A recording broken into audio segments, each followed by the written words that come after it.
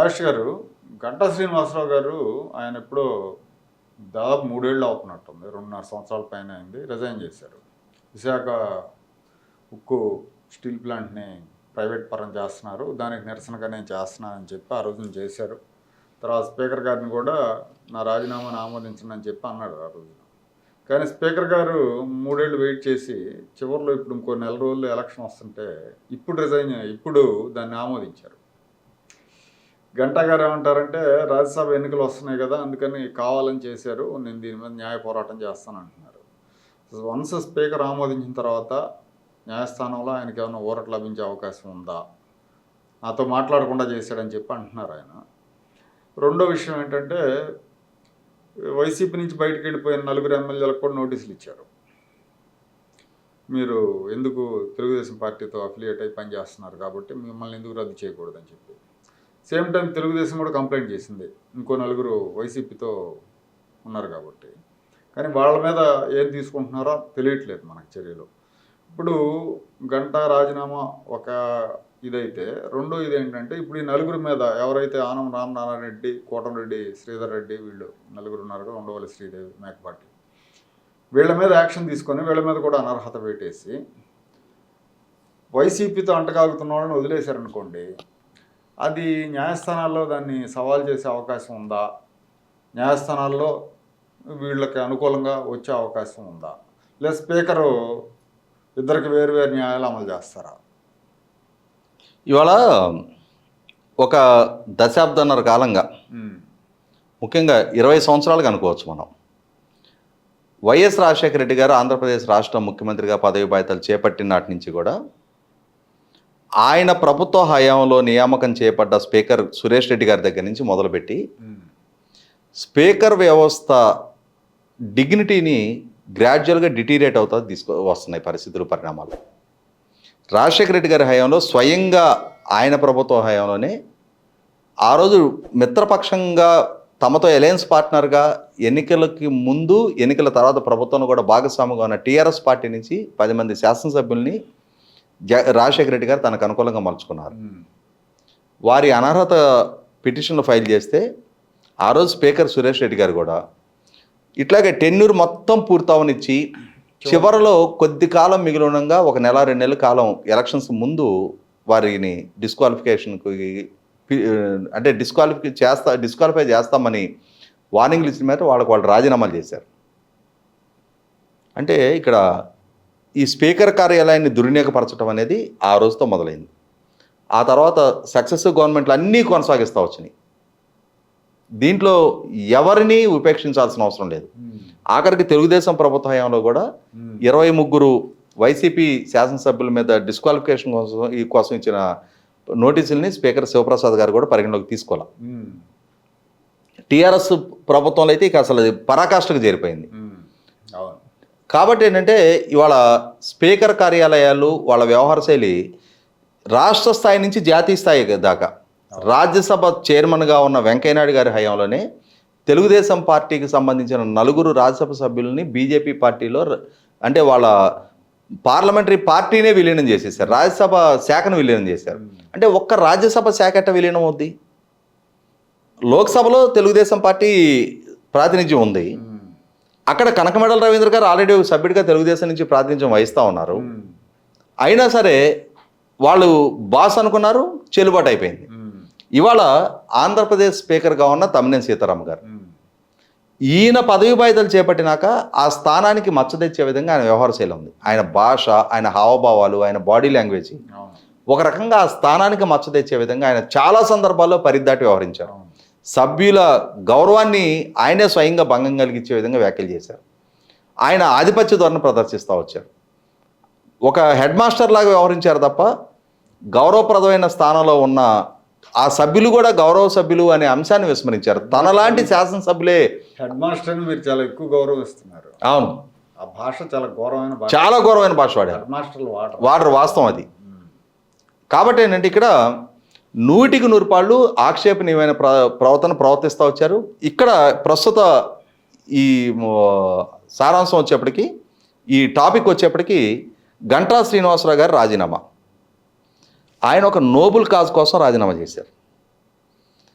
కేంద్ర ప్రభుత్వం విశాఖ ఉక్కు ఆంధ్రుల హక్కు అనే నినాదంతో 32 మంది బలిదానాల మీద ఏర్పడ్డ విశాఖపట్నం స్టీల్ ప్లాంట్ని ప్రైవేట్ రంగానికి అప్పజెప్తున్న నేపథ్యంలో దానికి నిరసనగా అక్కడ చెలరేగిన ఉద్యమాల నేపథ్యంలో స్థానిక శాసనసభ్యుడిగా నైతిక బాధ్యతగా ఆయన నిరసనగా రాజీనామా చేశారు. ఆ అంశం పట్ల ప్రొటెస్ట్ తెలియజేస్తూ రాజీనామా చేశారు. దాన్ని రాజీనామాను ఆమోదిస్తున్నారు. సరే, ఆ అంశం పట్ల మీ స్పందన ఏంటి? మీ ప్రభుత్వ వైఖరి ఏంటి? అధికారంలో మీరున్నారు కదా, ప్రతిపక్ష శాసనసభ్యుడు ఆ కాజు కోసం రాజీనామా చేశాడు. అక్కడ మంత్రులు ఉన్నారు, ఎంపీలు ఉన్నారు, ఇవాళ ప్రభుత్వంలో మీరున్నారు, దాన్ని ఎగ్జిక్యూటివ్ రాజధానిగా ప్రకటిస్తున్నామంటున్నారు, అక్కడే కాపురం ఉంటామని చెప్తున్నారు. ఉత్తరాంధ్ర అభివృద్ధి సమీక్షా సమావేశాల కోసం అక్కడ ఒక నిర్మాణం చేశాము అని చెప్పుకుంటున్నారు. అధికారులను అక్కడికి షిఫ్ట్ చేయాలంటున్నారు. మరి మీరు తీసుకున్న నిర్ణయం ఏంటి? మీరు ఎందుకు రాజీనామాలు చేయలే? కనీసం రాజీనామా చేసే ప్రకటన ఎందుకు ఇవ్వాలా మీరు? అంటే అక్కడ కేంద్ర ప్రభుత్వం తీసుకుంటున్న నిర్ణయానికి వ్యతిరేకంగా ప్రొటెస్ట్గా ఒక శాసనసభ్యుడు చేసిన రాజీనామాను మీరు ఆమోదించారు. ఒక ఎమోషనల్ ఇష్యూ అది. ఒకనాడు తెలంగాణ కాజ్ కోసం రాజీనామాలు సమర్పిస్తే ఎమోషనల్ ఇష్యూలో చేసిన రాజీనామాలు చెల్లుబాటు కావు అని చెప్పని వాటిని తిరస్కరించారు. ఇవాళ గంటా శ్రీనివాస్ గారిది 3 సంవత్సరాల తర్వాత ఎందుకు రాజీనామా ఆమోదించారు?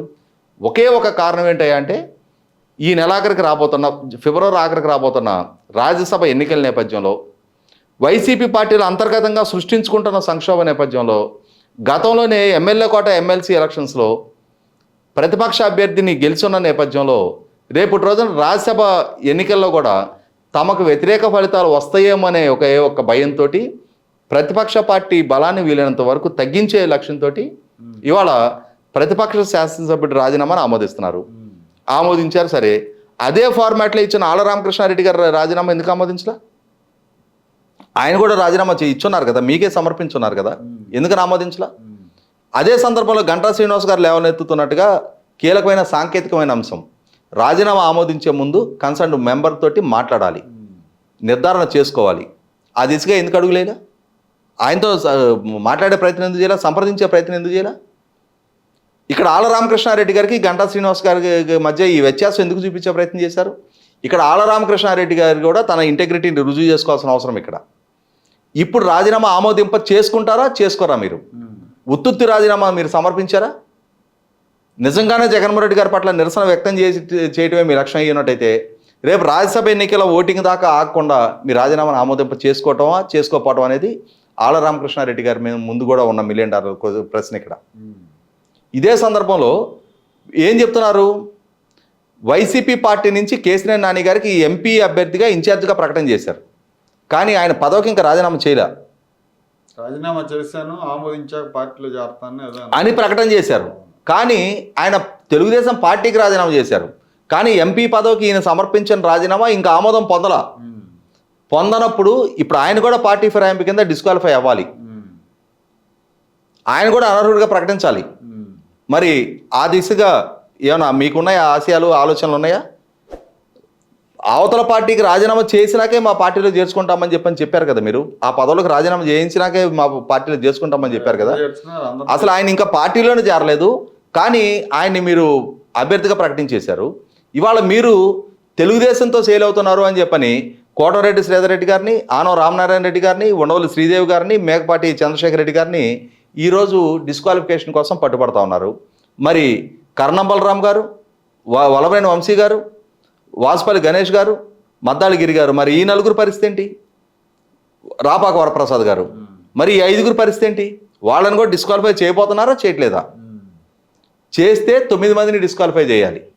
లేదు అని అంటే 9 మందిలో ఎవరిని పరిగణలోకి తీసుకోవడానికి వీల్లేదు.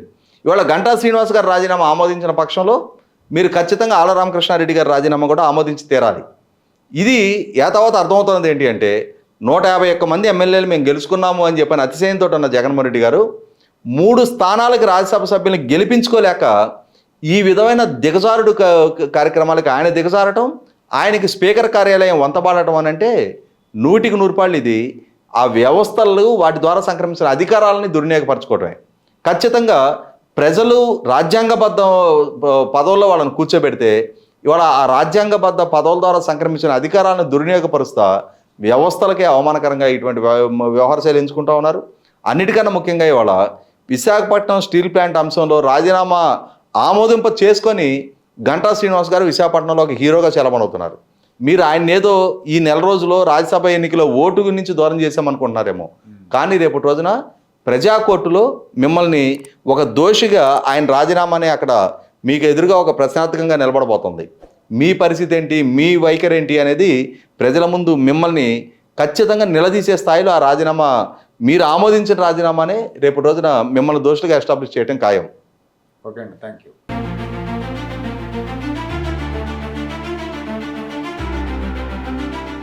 Like, share and subscribe to Rajaniti channel.